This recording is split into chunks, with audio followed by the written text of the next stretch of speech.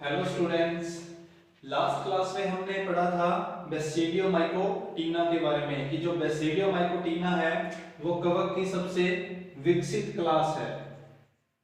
फिर हमने उसके बारे में जनरल कैरेक्टर्स देखे थे, उसके अंदर पाया जाने वाला जनन देखा था कि कितने प्रकार का जनन पाया जाता है। फिर हमने पक्सीनिया देखा था। पक्सीनिया एक प्रकार की कवक है जो सबसे ज्यादा कीट रोग फैलाने का काम करती है। आज हम देखेंगे लाइफ साइकिल ऑफ पक्सीनिया कि जो पक्सीनिया है उसका जो जीवन चक्र होता है वो किन किन किन परपोषियों में पूरा होता है और कितने समय के लिए चलता है। उससे पहले हम इसकी बेसिक ओवरव्यू देख लेते हैं कि ये कहाँ कहाँ पे पाई जाती है, पूरे संसार में कितनी जातियां पाई जाती हैं, भारत में कितनी जातियां पाई जाती हैं और कौन कौन सा रोग उत्पन्न करती हैं। तो चलिए शुरू करते हैं। सबसे पहले हम देखेंगे जो पक्सीनिया है उसकी पूरे विश्व भर में अगर हम पूरे संसार की बात करें तो उसमें लगभग 700 जातियां पाई जाती हैं जो पक्सीनिया की होती हैं। और जो ये 700 जातियां अलग अलग प्रकार की फसलों पर अपना रोग यानी कि जो कीट रोग है वो उत्पन्न करती है। सबसे पहले पाया जाता है गेहूं का रोग, यानी कि गेहूं के अंदर कीट रोग होता है, काला तना या काला रस्ट रोग भी कहते हैं। फिर ये जौ के अंदर अपना रोग फैलाती है, ज्वार और जई इन फसलों के ऊपर ये अपना रोग फैलाती है। कौन? पक्सीनिया, जिसकी अलग अलग जातियां पाई जाती हैं जो लगभग 700 प्रकार की होती हैं। फिर है ये रस्ट, इसको जो रस्ट नाम दिया गया है, रस्ट डिसीज या रस्ट रोग कहते हैं। वो कारण है जब ये अपना परपोषी पर रोग फैलाते हैं तो इनके जो बीजाणु होते हैं वो रक्ताभ भूरा यानी कि रेडिश ब्राउन या फिर जब लोहे के ऊपर जंग लग जाता है उसके समान दिखाई देता है ये।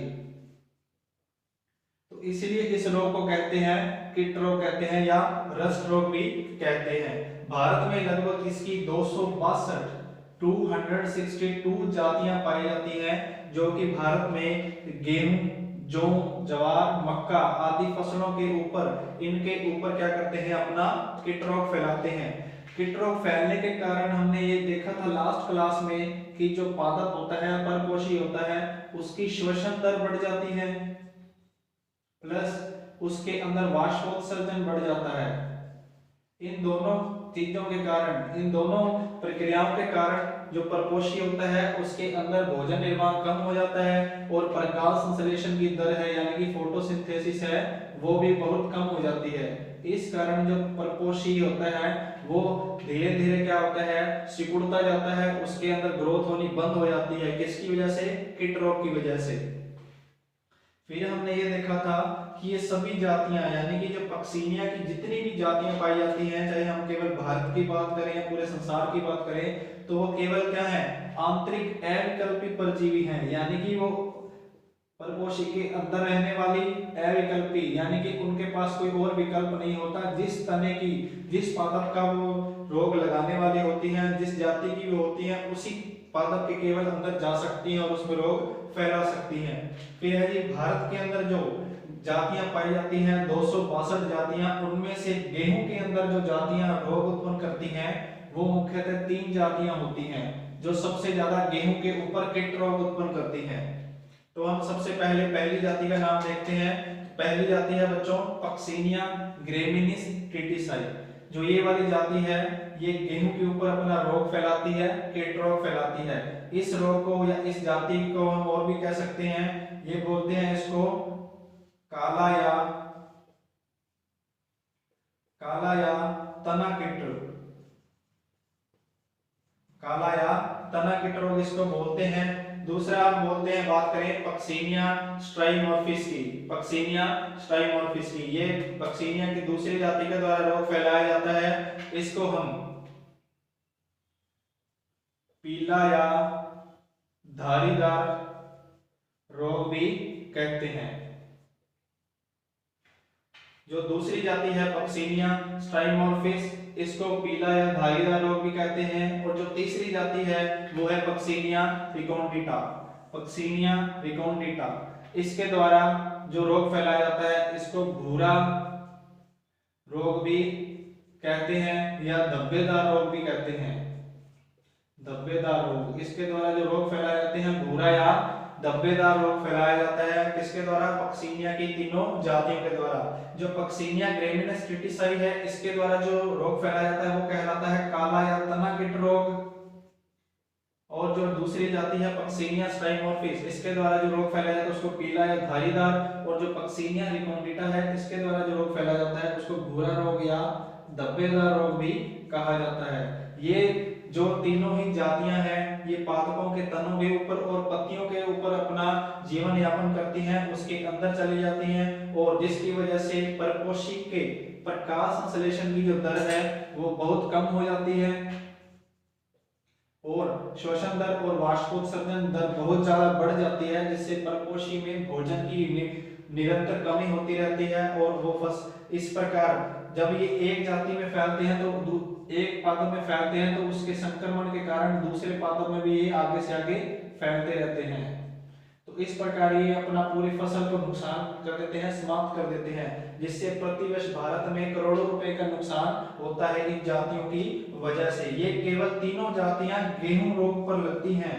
और अगर हम बात करें तो जो भारत में जौ, ज्वार, मक्का की तो और भी अन्य जातियां पाई जाती हैं जो इन फसलों को नुकसान पहुंचाती हैं।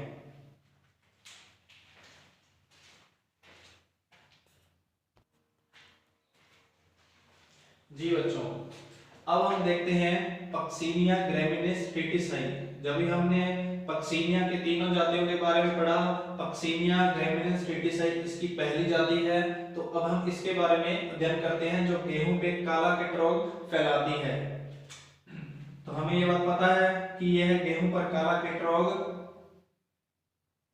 फैलाती है। यह अविकल्पी तथा विनाशरी होती है, अविकल्पी और विनाशरी होती है।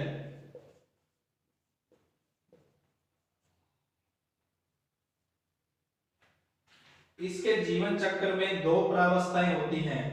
यही बात है कि हम लाइफ साइकिल ऑफ पक्सीनिया पढ़ रहे हैं। अब हमें मुख्य बात स्टार्ट होती है यहाँ से कि जो इसका जीवन चक्र है वो मुख्यतः दो अवस्थाओं में कंप्लीट होता है। तो इसकी पहली स्टेज है, पहली अवस्था है वो होती है द्विकेंद्र की प्रावस्था, और जो दूसरी अवस्था है वो होती है अगुणित प्रावस्था। अब हम देखते हैं द्विगुणित प्रावस्था।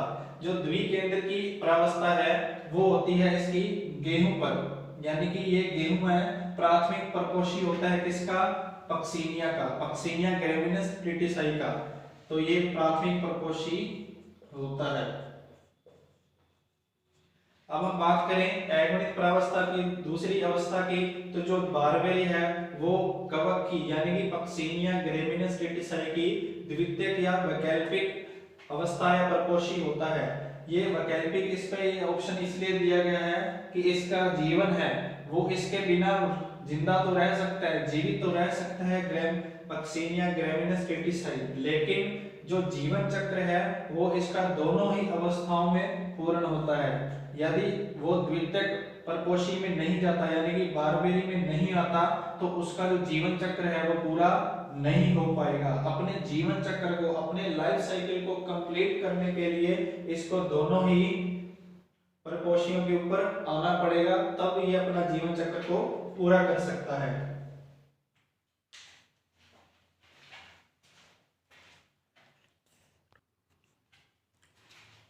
अब हम देखते हैं जो लाइफ साइकिल ऑफ पक्सीनिया है इसका जो जीवन चक्र है वो कहां से शुरू होता है। तो सबसे पहले हम ये बात देखेंगे कि जो पक्सीनिया है वो एक दीर्घ चक्रीय कीट है। दीर्घ चक्रीय का मतलब होता है कि जो अलग अलग, जिसके जीवन काल में एक से ज्यादा प्रकार के बीजाणु बनते हो, वो अवस्था कहलाती है दीर्घ चक्रीय अवस्था। तो जो पक्सीनिया होता है यह एक दीर्घ चक्रीय कीट कवक है, जिसके जीवन काल में कितनी अवस्थाएं पाई जाती, बीजाणु पाए जाते हैं? 5 प्रकार के बीजाणु पाए जाते हैं। 5 प्रकार के बीजाणु पाए जाते हैं जो निम्नलिखित हैं। अब हम सबसे पहले देखते हैं जो बीजाणु है वो है यूरिडो बीजाणु। सबसे पहला बीजाणु होता है यूरिडो बीजाणु, फिर बनता है टेल्यूटो बीजाणु, फिर बनता है बेसिडियो बीजाणु, फिर बनता है पक्निडियो बीजाणु, पिक्निडियो बीजाणु, फिर बनता है एसयू बीजाणु। ये 5 प्रकार के बीजाणु बनते हैं पक्सीनिया के जीवन चक्र के अंदर, यानी कि लाइफ साइकिल के अंदर। अब जो ये पहले 2 बीजाणु हैं ये बनते हैं प्राथमिक परपोषी के अंदर। प्राथमिक परपोषी, अभी हमने पढ़ा है कि जो इसका प्राथमिक परपोषी होता है वो होता है गेहूं, तो यानी कि ये बनेगा गेहूं के अंदर। ये दोनों बीजाणु हैं जो यूरिडो बीजाणु और टेल्यूटो बीजाणु हैं, ये बनेंगे गेहूं के अंदर, यानी कि जब पक्सीनिया गेहूं के ऊपर होगा तब ये बनेंगे प्राथमिक परपोषी के ऊपर दोनों बीजाणु। फिर बेसिडियो बीजाणु है जो तीसरे नंबर का बीजाणु बनता है, ये या तो बनेगा वायु में या बनेगा मृदा के ऊपर, वायु या मृदा में। अब जो शेष 2 रह गए हैं पिगमीडियो बीजाणु और एसिडियो बीजाणु, ये दोनों बनते हैं द्वितीयक परपोषी के अंदर। द्वितीयक परपोषी जिसको हम लिखते हैं बलबेरी, या फिर इसको हम बोलते हैं वैकल्पिक परपोषी।